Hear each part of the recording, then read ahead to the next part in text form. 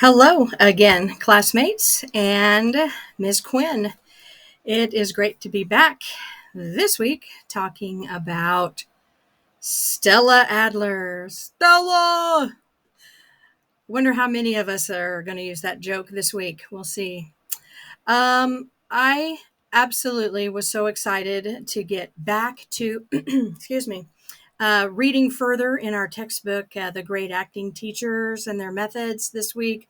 I love his writing style and in all the other chapters that we've read, and learned a lot once again, even through his easygoing, easy to understand, and kind of conversational and playful writing.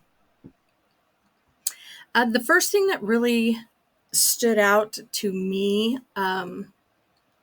was on page 118 of the Brestoff chapter, where it stated that when Stella returned from Paris after having had the chance to work with Stan the Man, she came back with a chart and a personal working knowledge of his system. The thing that is obvious, but when it was typed out like it was in the book and I read it, I was like, what? Oh, yes, of course. That the result of that with the other group members was that her words had authority.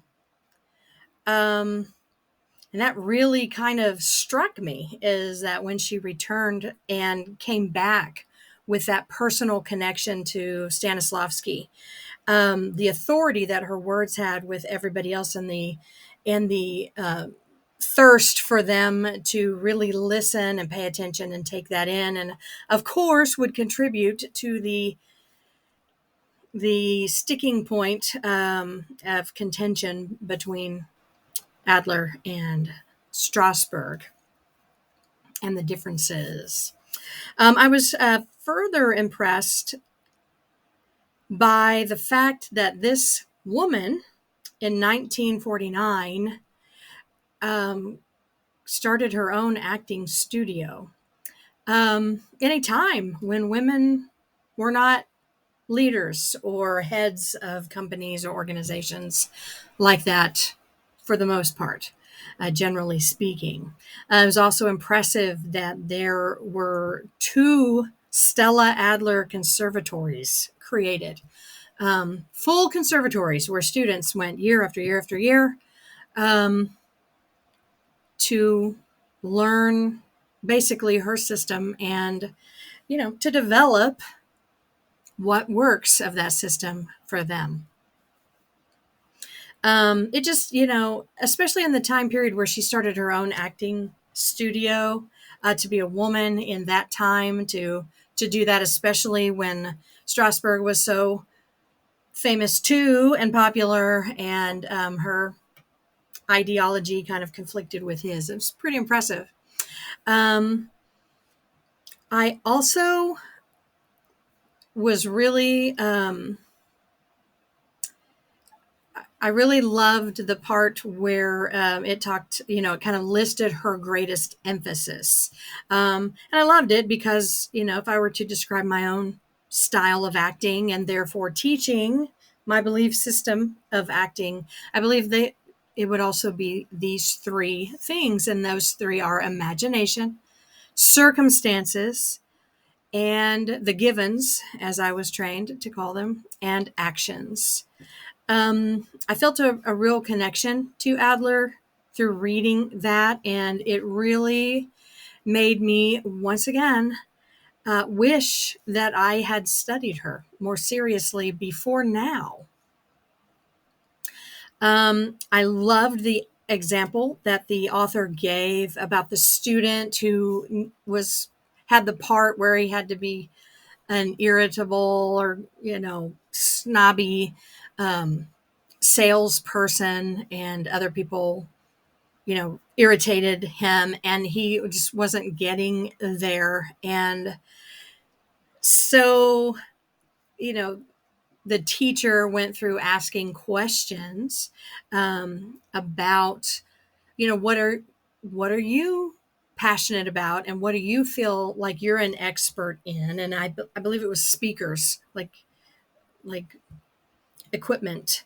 And when the actor began thinking and talking passionately about the thing he was passionate about, then his arms began gesturing and his physicality changed. And through the physicality, he was able to get to the necessary emotion for the character.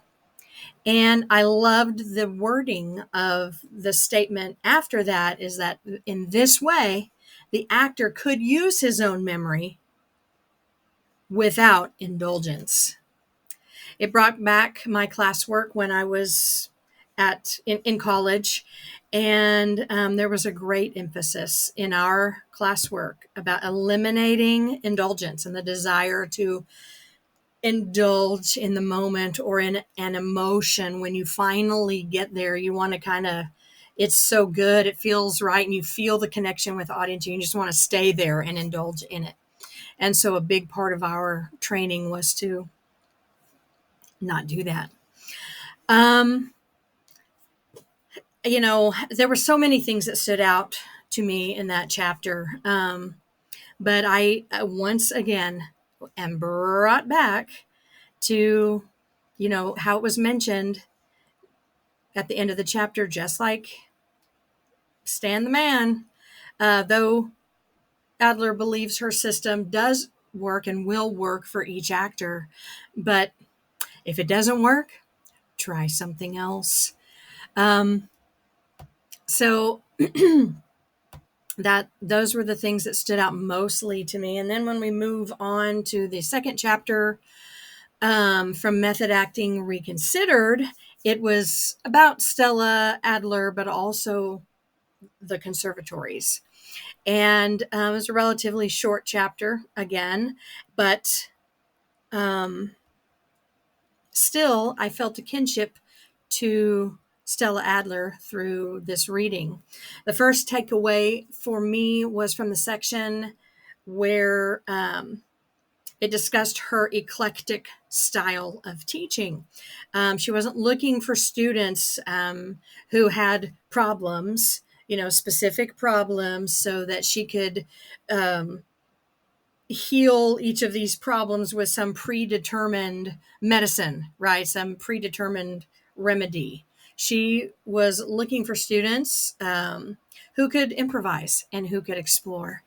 And that's the way I learned at where I went to college. We spent a lot of time exploring. We explored movement for our characters. We explored the emotion. We explored the surroundings and all of the given circumstances. And I feel like that's how I teach and how I direct when I direct the plays at school and outside of school in the community.